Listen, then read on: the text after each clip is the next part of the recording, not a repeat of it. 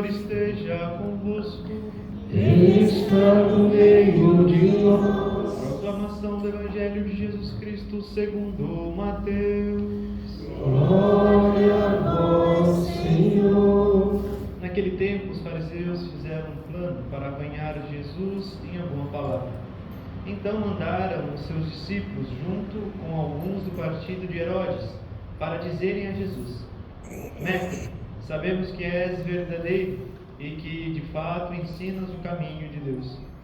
Não te deixas influenciar pela opinião e não julgas um homem pelas aparências. Dize-nos, pois, o que pensas. É lícito ou não pagar imposto a César? Jesus percebeu a maldade deles e disse: Hipócritas, por que me preparais uma armadilha? Mostrai-me a moeda do imposto. Trouxeram então a moeda. E Jesus disse: De quem é a figura e a inscrição desta moeda? Eles responderam: De César. Jesus então lhes disse: Dai, pois, a César o que é de César, e a Deus o que é de Deus. Palavra da salvação. Glória a vós, Senhor. Que as palavras do Santo Evangelho cancelem nossos pecados.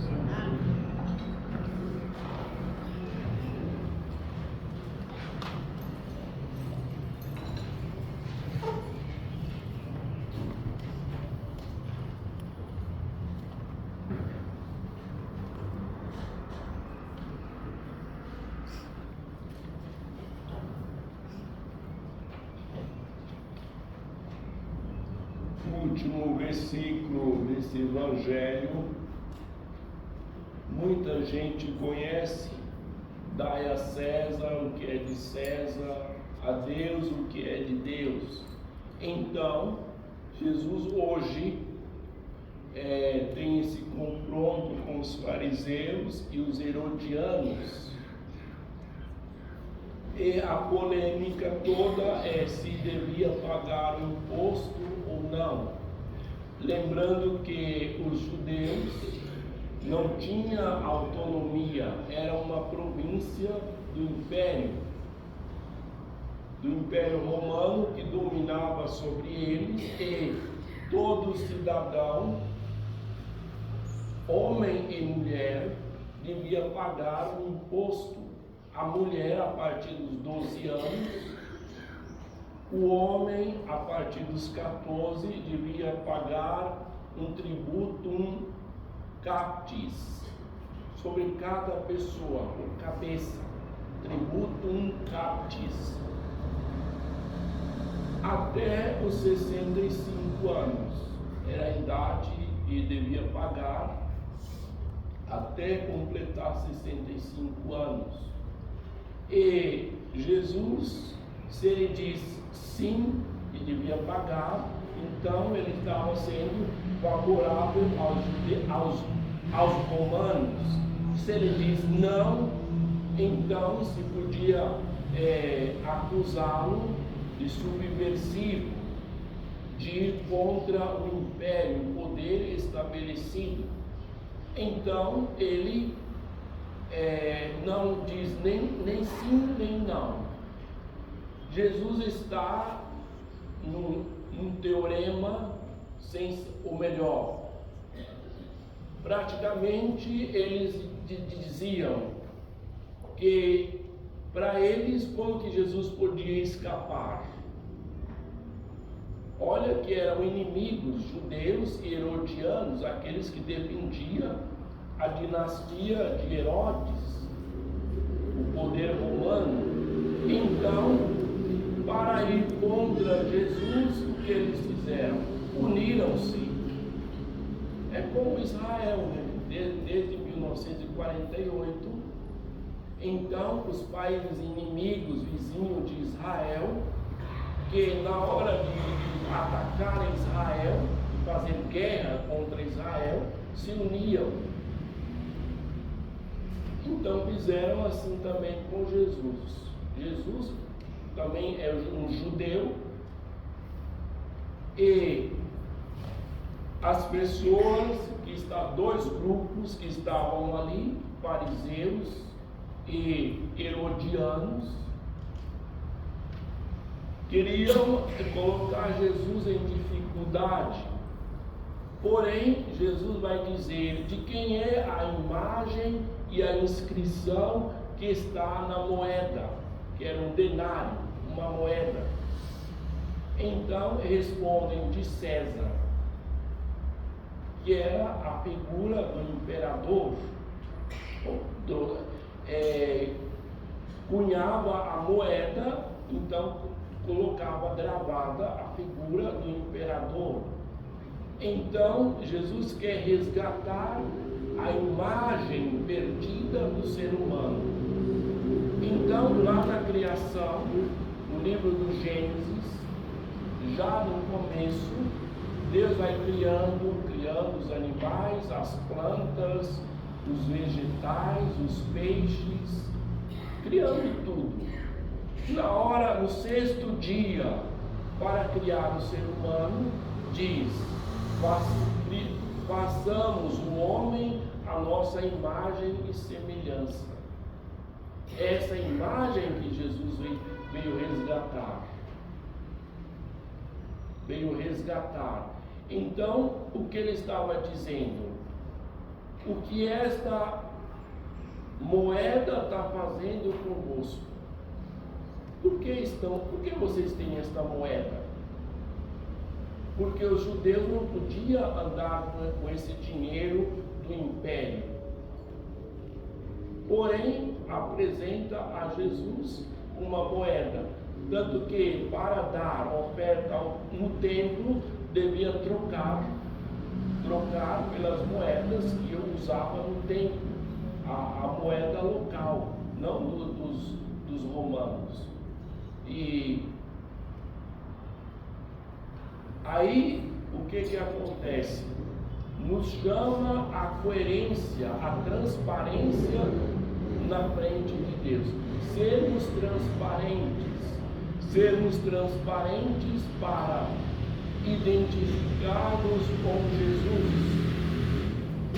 Então, na segunda leitura, está dizendo para exercitar o nosso batismo nas três virtudes: na fé, na caridade e na esperança. Então São Paulo começa a render graças, a dar graças a Deus pela comunidade dos Tessalonicenses, pela atuação da fé, pelo esforço da caridade e pela firmeza da esperança.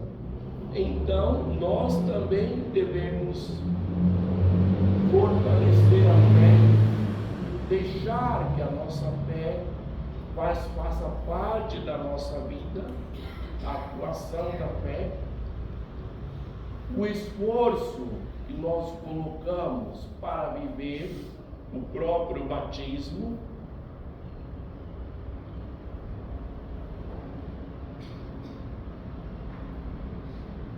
Na esperança, a firmeza da esperança, está dizendo: diante de Deus nosso Pai, recordamos sem cessar a atuação da vossa fé, o esforço da vossa esperança, da vossa caridade e a firmeza da vossa esperança em nosso Senhor Jesus Cristo.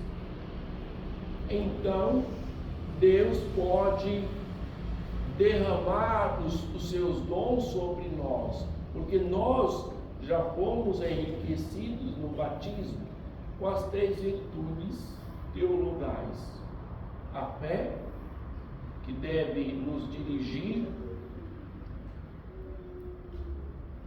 a caridade e a esperança. Então, as três virtudes que nós recebemos de Deus para atuar no nosso dia a dia. Então, São Paulo continua dizendo que está rezando, agradecendo a Deus. Então, tem um porquê. Porque o Evangelho não ficou somente nas palavras.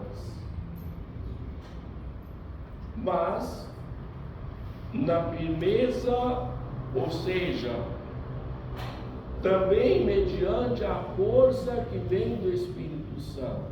O Evangelho não chegou somente pelas palavras, mas pela atuação do Espírito Santo.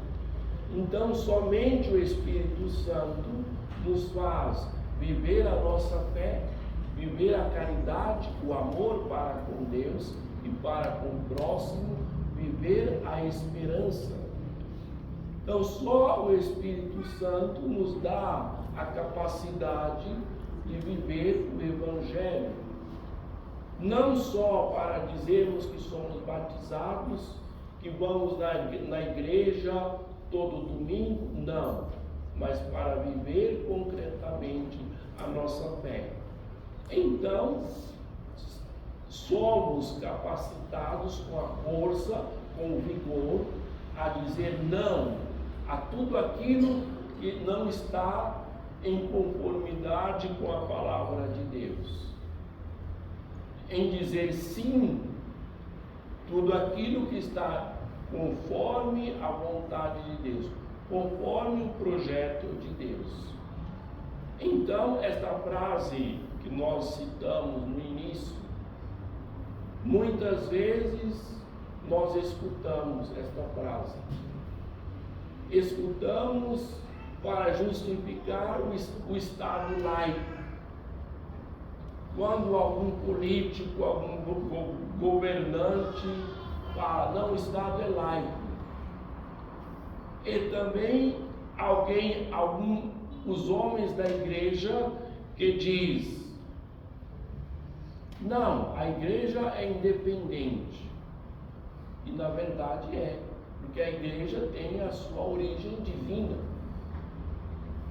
A raiz da igreja que é divina.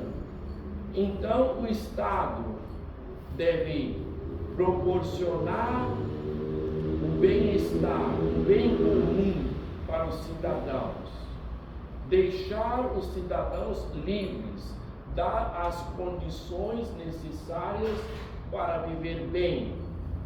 Porque Jesus não está dizendo, não pague o imposto, ou pague o imposto.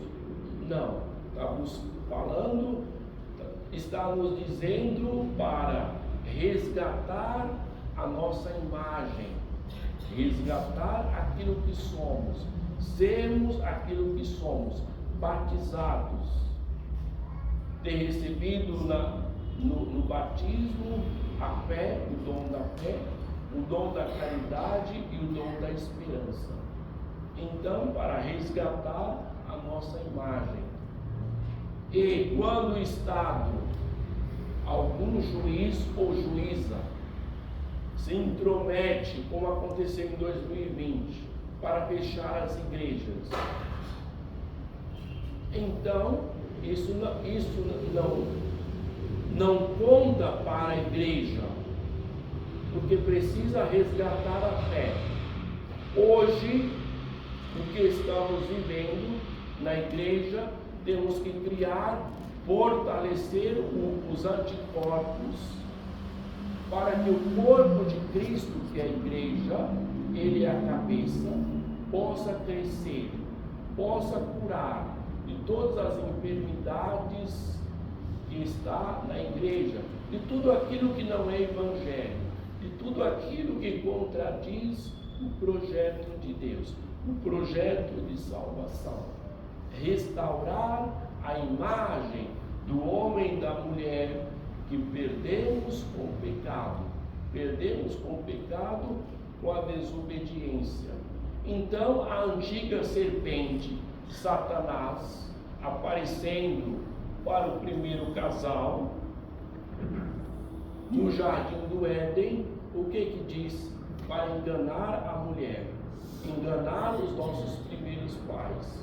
Sereis como deuses, sereis como deuses.